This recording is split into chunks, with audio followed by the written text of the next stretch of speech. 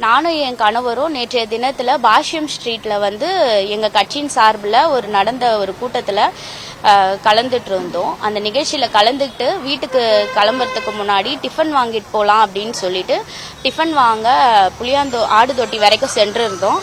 அங்க இருந்து டிஃபன் வாங்கிட்டு செங்கை சிவம் பிரிட்ஜ் வழியா ஜமாலியா நோக்கி வந்துட்டு இருக்கும்போது அந்த ரோடே காலியா இருந்த அப்ப டைம் வந்து ஒரு 11 மணி இருக்கும். ரோடும் காலியா இருக்கு, யாரும் இல்ல. ஆனா எங்களை தொடர்ந்து ஒரு பைக்ல வந்த நபர் வந்து ஹார்ன் அடிச்சுட்டே வந்தாரு, கண்டினியூஸா ஹார்ன் அடிச்சுட்டே இருந்தாரு.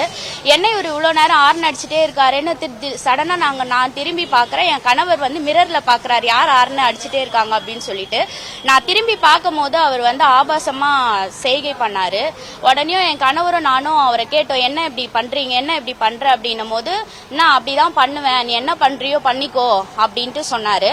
நாங்க உடனே ஒரு ரன்னிங்ல 100க்கு வந்து கால் அடிச்சோம், அவசர நம்பருக்கு கால் அடிச்சு இந்த மாதிரி நடக்குது அப்படின்றத வந்து அந்த புகாரை பதிவு செய்தோம்.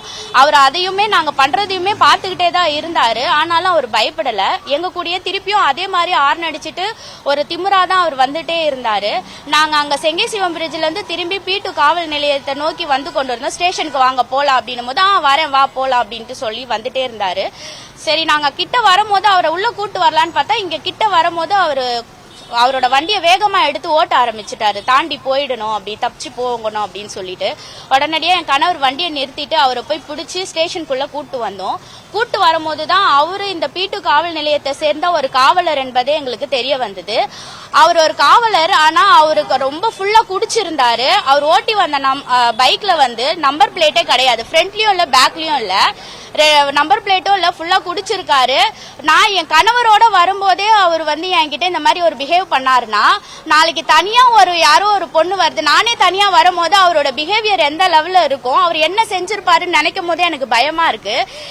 நாங்க ஒரு கட்சியில இருக்கிறோம், நான் இந்த இடத்துல ஒரு போட்டியாளரா நின்னு இருக்கேன், எங்களுக்கே இந்த மாதிரி ஒரு நிலைமை. அது மட்டும் இல்லாம நான் லாயரும் கூட. இப்படி எங்களுக்கே இந்த மாதிரி